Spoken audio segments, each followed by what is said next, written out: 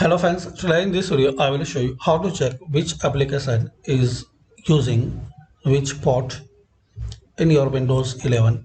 So firstly open any web browser, type TCP view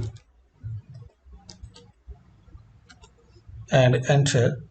Click on this first link.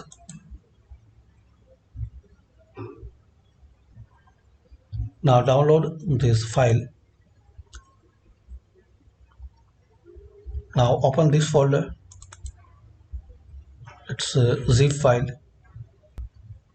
Now open this exe file tcp view.exe.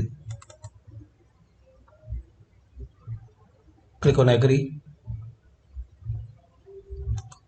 So here guys you will see all application which installed and you can check the port which port application is using.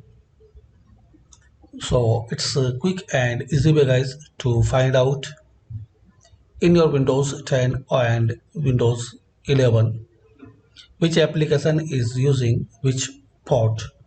Thanks for watching. Please comment this video useful for you or not.